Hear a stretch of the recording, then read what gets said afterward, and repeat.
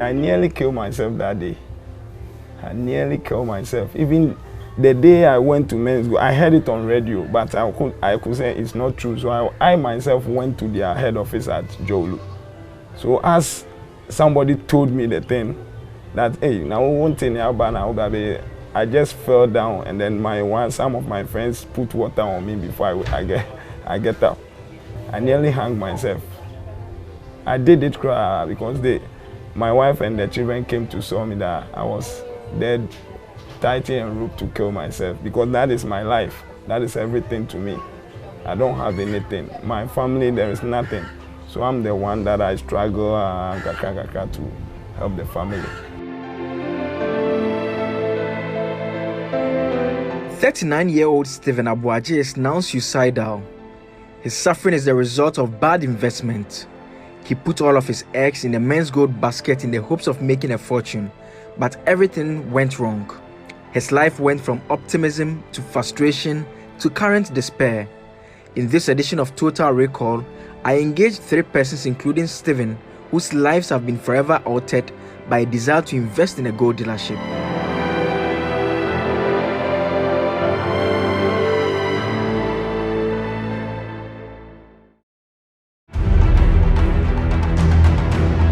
Menzgold was an investment that was too good to be true. Investors were assured of 7 to 10% monthly returns of investments. So people invested with their life saving and even secured loans and invested in the Menzgold business. Investors were ready and willing to defend their investment company, but they later changed into protesters desperate for their money.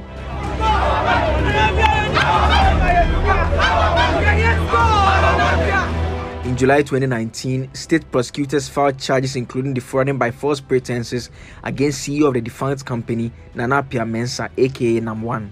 This was after he had returned from the United Arab Emirates, where he had been in custody for months. To assist us make full recovery of the amount owed Menzgold by Horizon Royal Diamond in Dubai. As an act of good faith, we are willing to engage the Attorney General's office on the best possible way for them to aid Menzgold by employing international law and diplomatic relations to ensure we achieve this objective.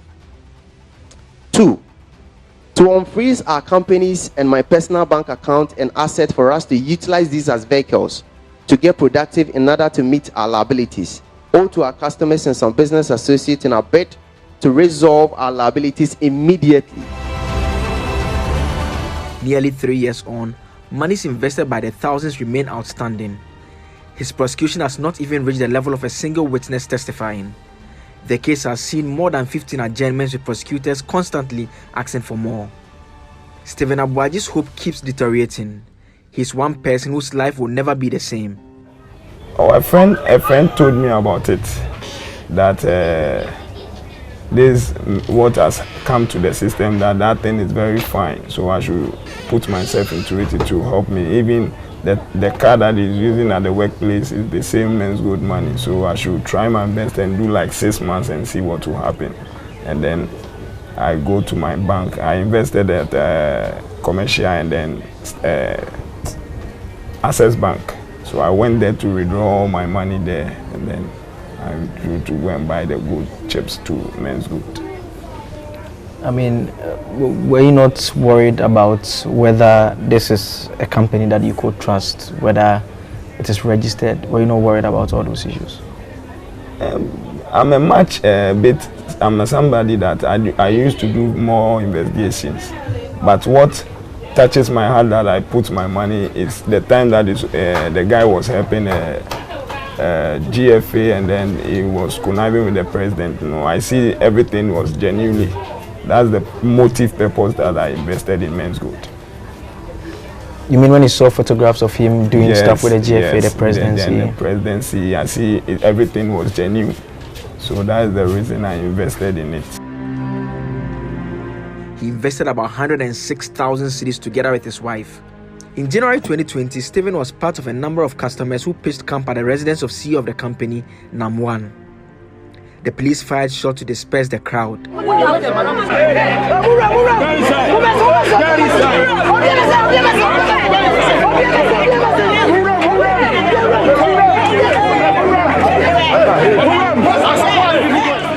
go there there because they told us we are going there to retrieve the money. So when we are coming, you should take your documents along. Who told you that? We have a coalition.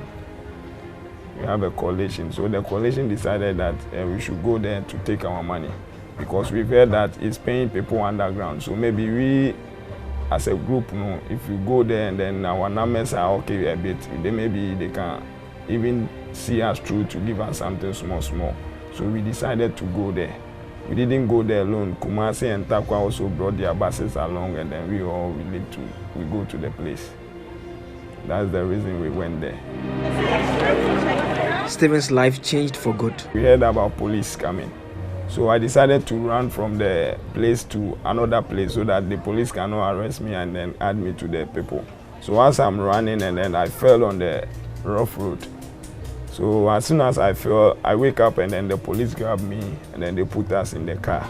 So as we are going, I feel heavy headache on my head. So as I came out, I decided to buy medicine myself and then take it. So as I take the medicine, still I always receive severe pains.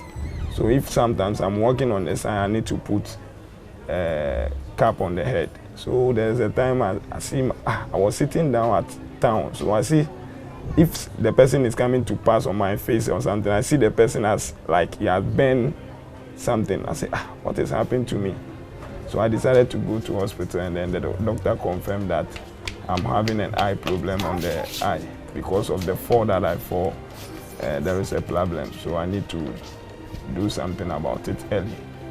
And then the surgery came in, and then I couldn't make money because there is no money anywhere for me to go and find and do it. Then that I'm still there waiting for something better to come and then see what God will do.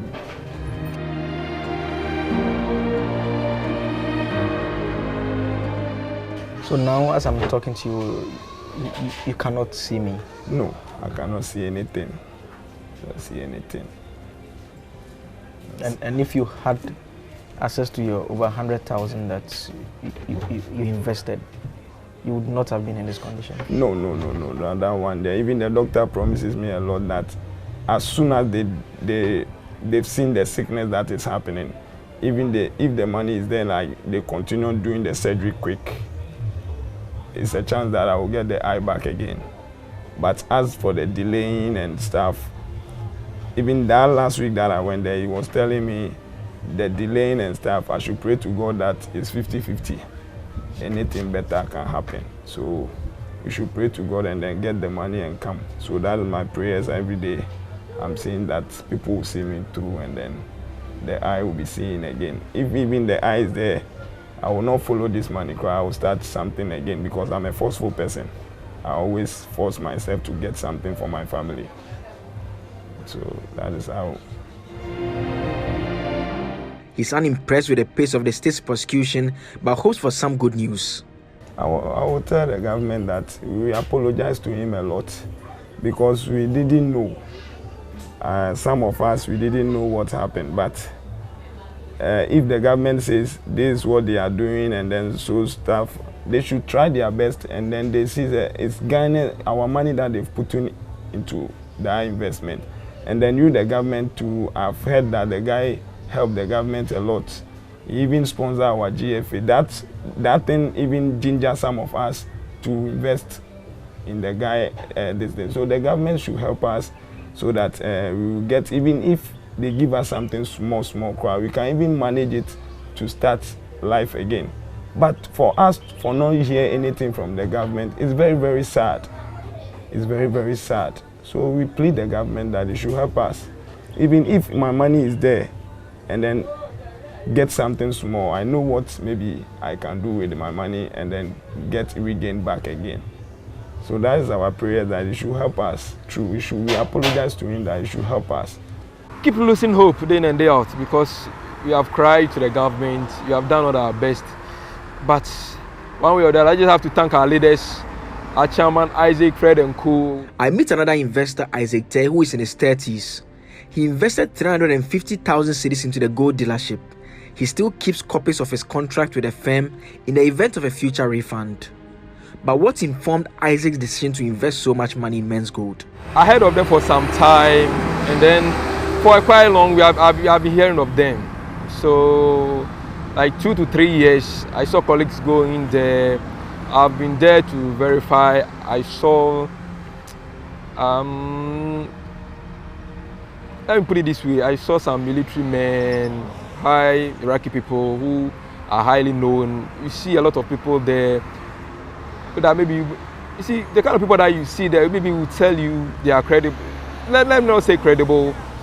You see their flyers around airports, wherever they go on radio, on TV. You see all these things, and some of us, we have to monitor them for quite some time. Isaac only earned about 14% of his investment as dividends, but his principal remains locked up. I think I took about, three to four times. Like how much in total? How much did you get out? I think it's 12. It's about 40, about 40,000 to 50. Do you regret investing in Menzgold? Yeah. Yes. Really, I regretted putting my life there, because let's say I put all my life there, so my business, everything there. So I regretted very much. I've regretted everything, because if I knew, I don't think I would have put something there. The finance minister has already indicated that government has no intention of assisting customers to retrieve their locked up funds. I think it is not in the place of government to fund or get your money back for you. It was an obvious trap that you went into. Maybe we were thinking a word from them will give us some hope, but till now, nothing. Not even the president, you see. And the more painful thing is that, in fact, at least we were hoping that we have something from them. Oh, at least we are Ghanaians. We are not coming from them. We are all Ghanaians, and we pay our taxes. In fact, I work and I pay taxes. So we were hoping that the government will say something to encourage us. Oh, we are doing everything possible to retrieve the money, or we are doing something that maybe will help you get some of your money. But till now, nothing from them. In January 2022, an Accra High Court presided over by Justice Appiah Mensah gave the Economic and Organised Crime Office the green light to sell assets of Menzgold. The High Court in January 2019 froze the assets. 2 years on, some of the movable properties were said to be deteriorating. The listed properties included landed properties and vehicles of Menzgold Ghana Limited, Menzgold Office Complex, Xylophone Arts Complex, among others. Fred Forson, who leads an association of aggrieved Menzgold customers, believes this step is in the right direction but could have come earlier. Even though it is late, because we had earlier in 2019 suggested that the best way to go around this Menzgold issue is not the criminal prosecution that they are doing, but we believe that sitting down using the civil remedy. And I think that time, if they had agreed with us, we sat down, because these were some of the things we were going to bring out to them, they would have sold those vehicles, and we were very confident they would have earned more than what they are getting today, because the prices they were quoting for the vehicles that were going to be auctioned, I mean, it's laughable, but we have to understand it, because they will tell you tear and wear has affected the assets. So that was a major good step that happened in respect of this Menzgold issue. Fred says many members of his association are struggling to make ends meet. A lot. Some of them even have died. There was a police inspector, a retired police lady from Kumasi, on the 8th of January when we went to Namwan's house. That very day that he pulled a trigger on the customers. That woman fell down and she's dead now. We buried her last year. There's another sister, Vic, from Kaswa. She also fell down. She has a knee problem, and as we speak, she's unable to walk at Kaswa, Sister Vic. So there are a lot of them. There are people who are down. But you see, the Menzgold issue, I know a customer around the Michelle camp. He was a seaman. He went outside, worked, gathered a lot of money, brought it, invested in Menzgold. He wasn't aware that Menzgold has collapsed. So when he was told From the day that he was told that Menzgold had collapsed, according to the people who know him around him, said he hasn't spoken to anybody. He doesn't speak to anybody. He is there, you talk to him, he just be looking at your face. The only significant step taken in the nearly 3 years since the state filed criminal charges has been Yoko's decision to sell and keep assets as cash. Prosecution doesn't bring food on our table. Prosecution doesn't pay our money. And even the prosecution, since 12 July 2019 that he was arraigned before the court, we have counted no less than 24 court adjournments. And when you read some of the reasons for those adjournments, they are flimsy excuse. That's why we say they are man-made adjournment. It's like a programmed prosecution, a programmed adjournment, a programmed something they are doing for the unsuspecting Ghanaian or the ordinary Ghanaian to think that government is doing something, but in fact, government is doing nothing. Rather, what they are doing is exacerbating our problems. Customers who are dissatisfied with their decision are still bearing the brunt of the consequences, which many believe are the result of regulatory challenges. Only time will tell when this troubling story will come to an end. Keep losing hope day in and day out, because we have cried to the government, we have done all our best. But one way or the other, I just have to thank our leaders, our chairman Isaac, Fred and Co, Abuaji, Rollins, Prince and Co, because they are fighting for us, that they are doing everything possible that we'll be able to get something. So that's what day in and day out giving us hope, because they always telling us to hold on, that should just trust in God, and then that they are doing everything possible that we will retrieve some of, at least if not all, some of our money. So at least our leaders are giving us hope day in and day out. But for me, it's difficult. It's very simple. If indeed you really think about the welfare of these people, of these customers, come back from the courts, pull the brakes with the criminal prosecution. Let's use civil remedy to resolve this matter, and this matter is resolvable. The Attorney General should be interested in the petition which has now been made a motion in Parliament. We, the customers, have sent a petition to Parliament. There's now a private member's motion in Parliament. The Attorney General should be interested in it, because it's the same government of Ghana which used parliamentary procedure to resolve the DKM issue. In the DKM issue in 2016, they moved a similar motion to help resolve the matter. Why is this government not interested in it?